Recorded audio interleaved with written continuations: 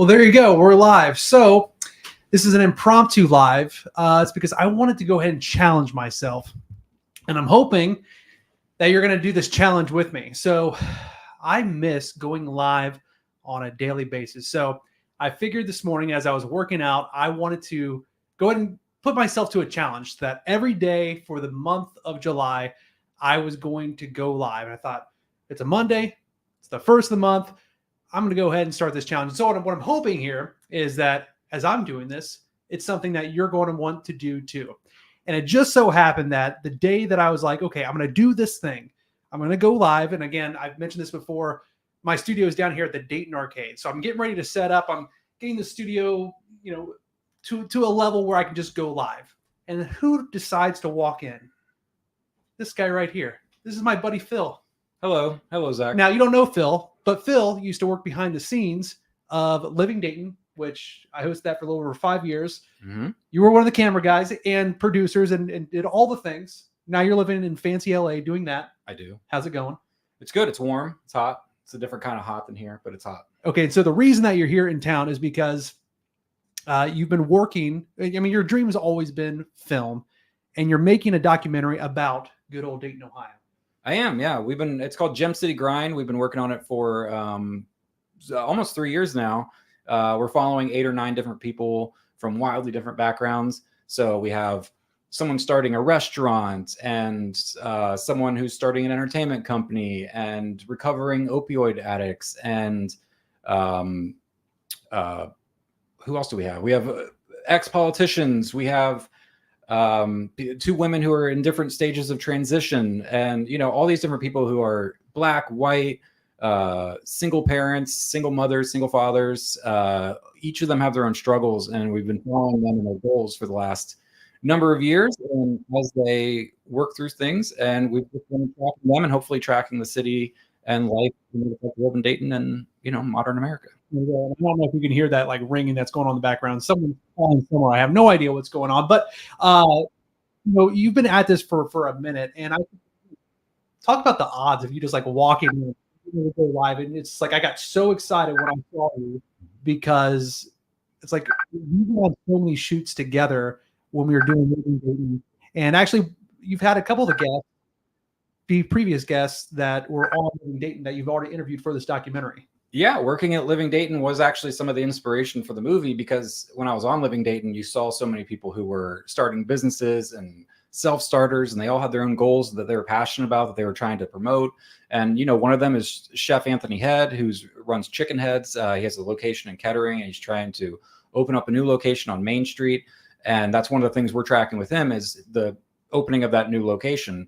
And, I met him on Living Dayton. He was always a charismatic, wonderfully outgoing guy, and so he was one of the people I reached out to. I was like, he's going to be an interesting figure to follow. And so Living Dayton was very responsible for a lot of the movie. And I'm super excited. Actually, I'm going to be talking to him a little bit later on today. So again, talk about the odds. Like I was going to talk to him about coming on this show. So this is something that I've been working on behind the scenes for quite a while on. And my dream has always been can I have my own show? Can I do that? I don't know. And I always said, like, working at Channel 2, how many times did you hear Phil Donahue? You heard that name. A lot. You heard Phil Donahue all the time. He was this guy who was the original talk show host, the original like Oprah, Maury, and that kind of guy. And I was like, okay, I want to have my own thing one day. And so I've been down here at the Dayton Arcade and piecing together this studio little by little and just making sure that it's something that I can stay consistent with and produce on a day-to-day basis. So like when I'm in the studio, I mean, it's literally like just me. I have this little iPad right here. I have several cameras, all set up. And the whole idea is like, can I make a show that is up to that level that we did, but can I do that by myself? And that's the thing. I don't know if you deal with this too, at least I do, that I feel like I definitely have that perfectionism. And it's so hard for me to put something out there because I'm so worried about it not being perfect. But like, for crying out loud, I was like, oh my gosh, Phil, you're here. I'm planning on going live today. I don't have this TV working yet, but we're still going to go live anyway. Do you struggle with that at all when you're out there? You're working in LA, so you're working with the best of the best, and you're still young in what you're doing out there. Do you struggle with that at all? Yeah, I was actually talking to somebody about this morning. We were talking about fundraising, and she was saying, you know, you have this, I was talking about, you know, that kind of inferiority complex you might have when you're like, I don't know if I deserve money from these people. What have I done to, you know, earn that?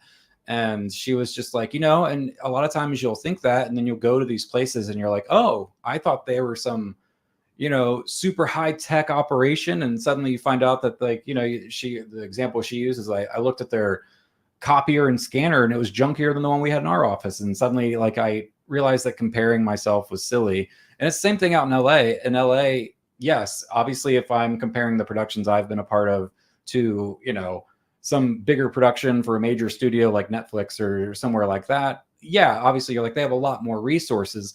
But I've also been on so many shoots with major stars that you would be surprised how small scale they are. And, you know, everyone's kind of scraping by. And especially with film, as I imagine this extends to a lot of things, like whether it's opening a restaurant or starting a new business, there's no one way to do it. So just because you're doing it your way doesn't mean it's the wrong way. Because there's no right way. It's just as long as it's getting done, you know, that puts you leagues ahead of other people who are just talking about doing stuff. As long as you're doing things, that's what's important. And I know that you already produced one movie. Hold on, stop. Straight Jacket. I almost said Sling Blade. I'm like, no, that's not your movie. I wish. Yeah, no, yeah, Straight Jacket. Straight Jacket, which, you know, you shot here in Dayton, and it was all self-produced. I mean, you had some people who were able to sponsor that film, right? Yeah, even if they didn't know about it, including Channel 2, which Really? whatever, I'll say, I don't work there anymore.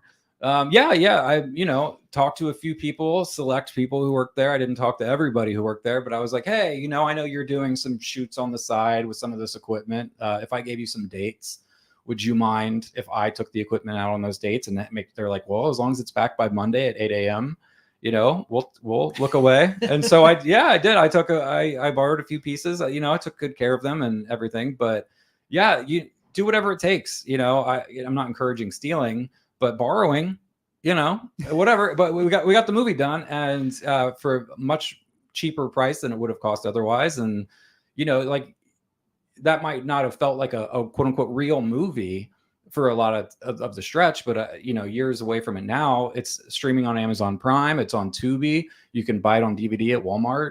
Can you really at Walmart? You can get that's a big deal. Yeah, Walmart.com. Walmart's like, they limited the selection of stores. So it's not going to be in that $5. It's not in the $5 bin. It's like no, it's like $23. You got to pay a pretty penny for it. And real quickly, what's about? For, I mean, I've seen it. Straight Jacket. Yeah, it's a thriller. It's about a veteran who's a drug addict who one morning, while he's shooting bottles in the woods, accidentally shoots a hiker. And the movie tracks him trying to get out of town. But as he's trying to get out of town, he sort of has to face the, you know, all the problems he's had in his life. And getting out of town is not as easy as he was hoping. And getting away with this crime is not as easy as he was hoping. So it's a kind of a nasty thriller. It's a, you know, gore, a lot of language, violence, a lot of stuff. It's, you know, very fast paced, and we're really proud of it. It looks great. But, you know, and then we're making the documentary now, and that's a completely different vibe. It's a totally different movie. So we're trying to be different. And same thing with that is it's not cheap to put together a movie. And so you're back in town, you're shooting this documentary at the same time, which was part of the reason that you stopped by the Dayton Arcade today, and he just happened to, somebody name dropped me, and you're like, oh, I know Zach Pitts very well. Yeah. We used to work together. Yeah. And so you're also looking for some people that are going to help you finish this project and take it over the finish line too. Yeah, we're looking for, you know, I was scouting for a location for this other film we're going to make here in August here in Dayton. And we're going to be shooting in locations like Front Street, like the Arcade, like downtown, real staples of Dayton that everyone who lives here knows about and is familiar with. And we're trying in some ways to highlight those and bring more eyes to the city. I think there's so many, I went to Wright State. There's a lot of filmmakers here. And, you know, I really think there could be a bigger, more vibrant community.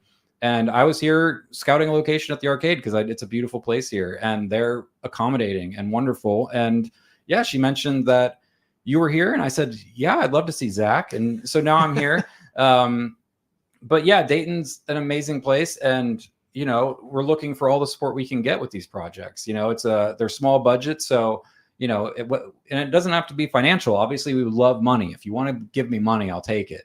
But you know, if you have coffee, if you're food for craft services, that stuff costs money. And, you know, like all these things that you can help, even if you're like, hey, I can't help but I have a vehicle that's like good for hauling things. Anything you can think of, like, we'll take all the help we can get. And, you know, anything that will bring not just the filmmaking community together, but Dayton as a whole. You know, I love working here. So, yeah.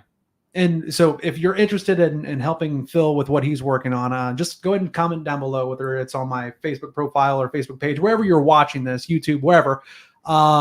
And you want to be able to support what Phil's doing. You see the vision, just drop a comment down below, and I'll be sure to connect you guys together in some way, form, or fashion. Also, too, if you're watching this and you're like, hey, I want to be a guest on this whole Zach Pitt show thing, drop me a comment there as well, and I'll reach out to you. We'll figure it out. I'll tell you what that all looks like.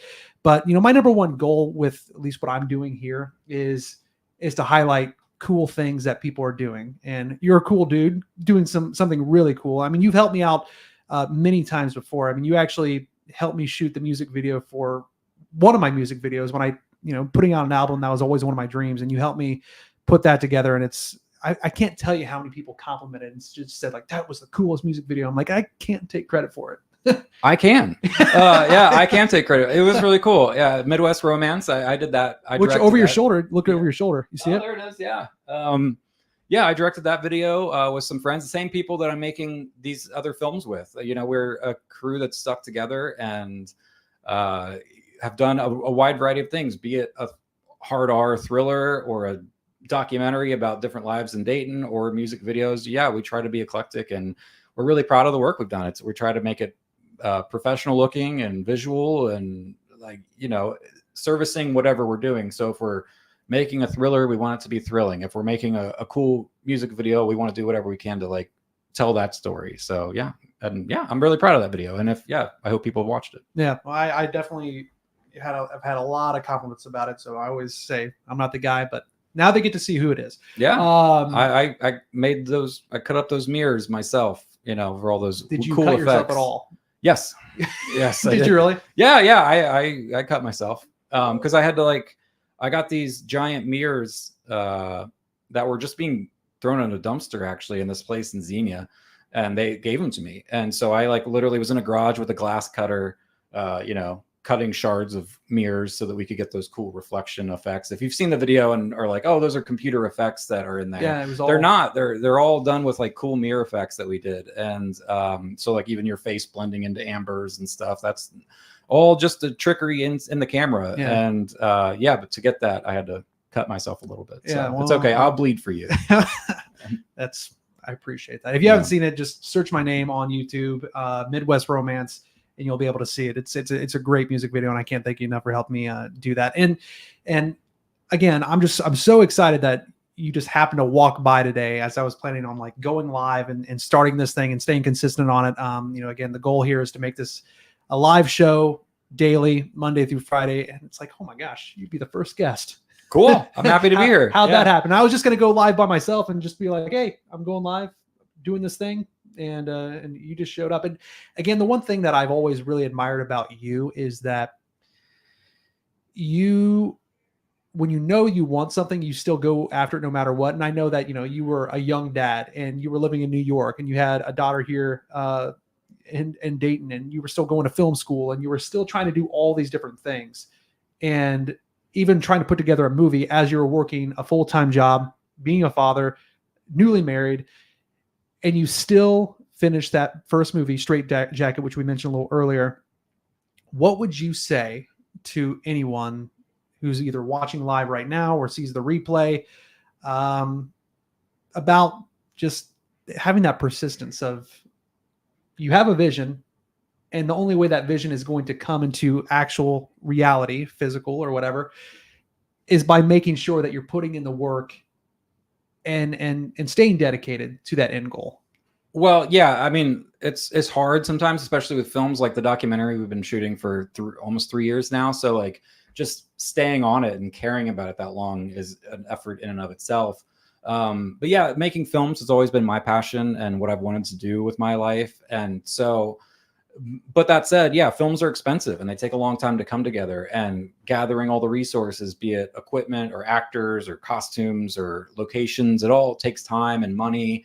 And I think what can deter people is they think that they need to have all that figured out before they start, in a way. So like I've talked to people who are like, oh, I need to raise $2 million or something, and then I'll go make the movie.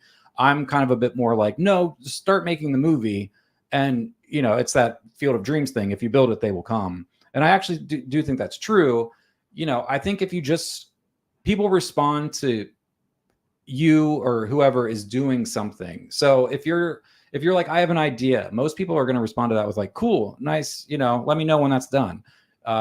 But your vision has to be made by you. And especially early on when you're getting started with something, you know, a lot of people will show up if they see you building it. So for me with film, it was like, hey, I'm doing this. We're shooting it in September. And I gave myself a year and to prep Straight Jacket, for example. And people were like, cool. You know, I went to film school with a lot of people who wanted to make films, but, you know, they weren't making stuff or not unable to. And we just sort of set that goal and people said, sure. But I think it was having meetings set up, being like, hey, we're doing camera tests. Hey, we're doing this. Hey, I found this location. Hey, we found food. And I think when people start hearing those things that you're following through on the things you're saying, that's when they kind of will be more attracted to you, because they're like, oh, he's serious. He's actually doing this and he's not just talking about it. So anyone who's starting a business, I would say, there's a little bit of just fake it till you make it. And especially, you know, any small business or any creative endeavor, you know, like if you want to publish a book, you should probably just write the book. Don't worry about finding a publisher first, you know, because they're going to be like, well, show us your book. And, you know, it's kind of this like catch-22. So I would, you know, if you're doing anything, find out how other people have done that thing, whether it's starting a show like this or making a movie. People have written books about it. People have tried to explain, like, here's how you do this. Here's how you get started. Here's the difference between setting up a restaurant versus a food truck versus, you know, installation in the mall, whatever it may be. There's other people who are there to help you. And I think you can learn from their mistakes, adjust to what your circumstances are, and just stick with it. Because the quickest way for something not to happen is for you to not do it. And it's to give up on it. So, you know, yes, I wanted to make films and I hoped I'd be making big studio pictures now at this point in my life, but that hasn't happened. But I'm, you know, finishing up my second feature film now. My first film, like I said, you can buy it at Walmart, and it's up there on Amazon Prime and Tubi next to all the other big movies. So it's as real a thing as, you know, any other. And yeah, it's only because I stuck with it. And, you know, it's hard, but you gotta want it, and, you know, be patient. Be patient and keep working. That was poetic, man. That was, thank you. Where did that come from? Well, I'm a writer. You know, I write. Yes. No, I care about this stuff. It matters to me. And same with the film community. I was talking with somebody this morning about it. You know, I think Film Dayton has been great about trying to attract outside film companies to come and shoot here and bring in movie stars, because that builds out, you know, when you need craft people or you need restaurants or hotels, it kind of helps the economy. But I think my passion would be to come at it from the perspective of helping other young filmmakers start their careers here and know that there are great advantages to shooting here and things you can do for cheap that you cannot do in LA. You can get a diner here and shoot it for free. If you go to LA, they're going to be like, here's a $2,000 permission permit that you need. You need to get porta potty for separate bathrooms because we don't want you using our bathrooms, and parking's impossible. So you're going to need to pay for that, and transportation, etc. So like all these things that are actually harder out there. So your dream might be like, oh, I can only make movies out in LA. That's not true. And it's not true that you can only have a TV show. Like the internet is everywhere. You know, you can reach everybody on Facebook, and you know, with social media expanding and YouTube and TikTok and everything else, whatever it is you want to do, you can get the word out there and promote it. And yeah, you got to want to do that stuff. No one's going to do it for you. So you just got to do it. And yeah. Then that's perfect, man. That's why I decided to make the move from television personally, because you have a limited reach there, right? Everybody and their brother is on social media, and you can reach the people that are in your target audience when you're using your own audience, right? And you're using that leverage to spread your message, whatever it may be, whatever your passion is. The people on social media are going to be the people. That's going to be the easiest way to reach people on a consistent basis. And that's what I really wanted to help people with, not only here locally, but nationally as well. I mean, you can do things virtually. I mean, it's very easy to do. You just happen to be walking by the hallway, and I said, hey, I was planning on going live anyway, and talking about some cool things I have going on. But like, honestly, you're a cool dude with cool things going on. So thank you. We're able to just, I mean, this is cool too. I mean, the arcade is full of people starting businesses, and I know downtown is struggling and the economics are weird, and it's hard to get things going, but there's tons of resources here. That's part of what the documentary's been about, is just, where you go to when you want to do something, and how do you, further your life in a way that you're passionate. So like, even doing this, you're doing something where you're having people on, not to pat myself on the back, but like people you care about. Whereas, if you're working for a national corporation, like a Channel Nexstar in that case, you're kind of have to service them and what their needs are and their business. And, so you might have to do a segment on something that you're not as passionate about. But here you're kind of like, oh, this is my thing and I have ownership over it. So even if it's not, going to reach the same people that Channel 2 or whatever, Channel 7 are reaching through their avenues, you're, getting your own thing out there about things you care about. And that's more satisfying. I love that ability to be able to pick and choose. And the thing that I think that I've struggled with the most, and I mentioned it a little earlier, is, perfectionism and trying to make sure everything's perfect. And again, like, this monitor wasn't working. My mouse is up here. Hold on. Which, again, trying to be a one-man band, trying to control this whole thing, controlling all cameras with this little thing, trying to make sure that, the computer's working right. So I forgot my mouse. But I think that's what stops a lot of people from ever starting, and including myself. I've been here at the Dayton Arcade since March, and I really haven't done as much as I would like to, because I was worried about, okay, well, that color paint's not right. Can't get this thing working correctly. That faux brick I have over here isn't lining up correctly. And I'll stop myself before I ever really hit the gas. Yeah. And, just you're kind of proof that, hey, if you just start somewhere, you will come out with a finished product. Straight Jacket, your first movie, is proof of that. And, you're in the middle of working on this documentary, which, once again, if you're just now watching, Phil is in the middle of creating a documentary about Dayton, Ohio. And what is it about Dayton that inspired you to say, hey, I'm going to create this thing for free in some regards, until you have some people that want to support what you're doing. But you're flying here from LA, staying here. And I know what it takes to shoot a bunch of content and edit a bunch of content. And I'm just doing social media stuff. You're doing a full-length documentary. That is a lot more difficult than I could ever imagine. What is it about this city that made you say, I want to put this sweat equity into this? Well, I'm not kidding when I say a lot of it does go back to living Dayton. What I was saying earlier about meeting a lot of people who are starting businesses and who have their own passions. And that kind of inspired me because I grew up here, and I felt like I was doing story. For example, I was doing a story. I transitioned from living Dayton into the news. And one day during the Christmas season, they sent me to do a story on Christmas trees. They were like, find all the people that are selling Christmas trees locally so we can kind of highlight where people can go.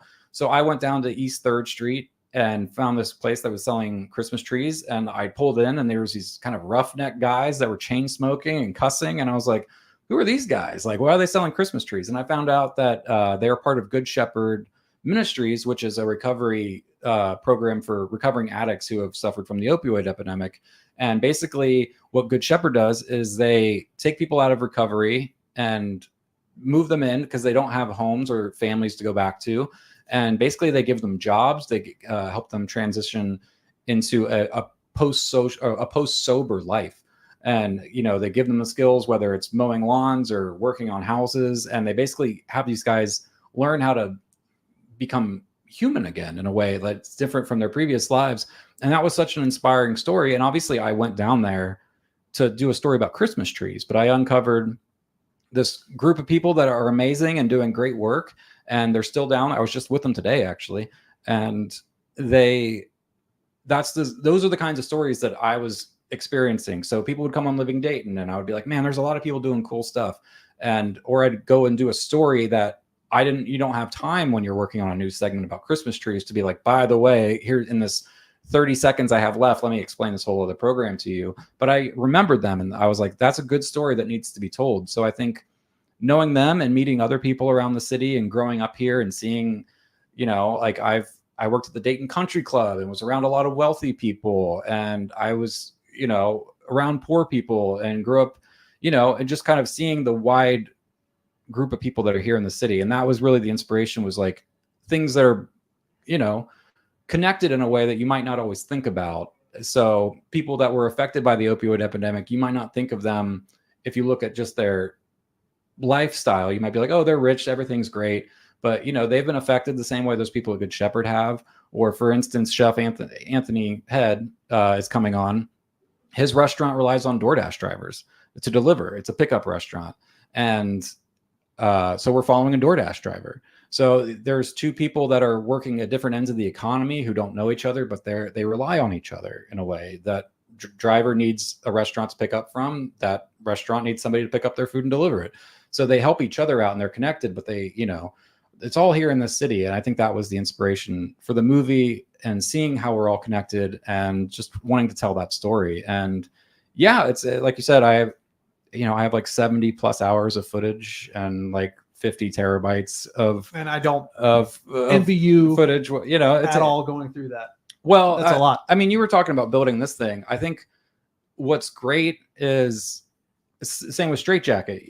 What happens is, in order to make Straight Jacket and this movie, I had to direct, produce, edit the movie. I acted in Straight Jacket. And you end up putting on every hat. So for you, it's like, oh, I've got to like set up these mics, and I've got to get the cameras ready and the stream ready and pick out the right chairs. And you're kind of doing everything, and that can feel overwhelming, especially when you're getting started. And that's, I think what you're saying, slows people down. But when things start going well, it actually helps you, because everyone's job, and you've done it. So it makes you a better manager, makes me a better director, makes me, so that learning curve helps you. So like, it's good to know how to do everything, because then when somebody, if somebody's telling me like, oh, it doesn't work like that, you can't do it that way, you can be like, yes, it does. I've done it. I know how to do it. Here, let me show you.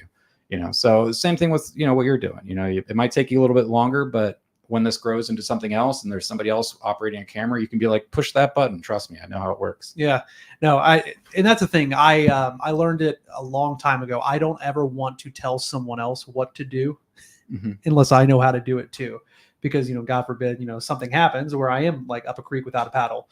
That was a very mom thing for me to say. My mom used to say that all the time.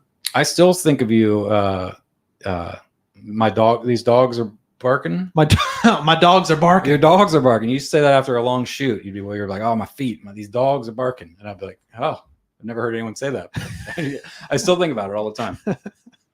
I love it. All right. Well, that's going to be probably it here. But once again, Phil Wiedenheft, he's in town, Daytonian, shooting a documentary about Dayton. And he's been working on it for a couple years now. And so if you want to be part of it in the sense of helping him take the project to the finish line, and helping him sponsor it, Yeah. And I'm making a short film here in August. So if you want to be a part of that and help, like, we're always looking for anything. So if you want to get involved, let me know. I'm happy to bring in as many people as possible. More the merrier. There you go. And if you want to be whether a guest on this show and you want to promote whatever you're doing, shoot me a message, whether it's on Facebook, Instagram, whatever, wherever you're watching this. And we'll go from there, and we'll figure out what we can do to make something cool and promote what you're doing. So again, Phil, great to see you. You just were happy to walking by here at the Dayton Arcade. And tomorrow. I'm happy to see you too. Yeah, I fly back to LA, but I'll be back in August, and I'll see you then. We'll get some bourbon chicken. Bourbon chicken. So good. All right, everybody. Thank you so much. See ya.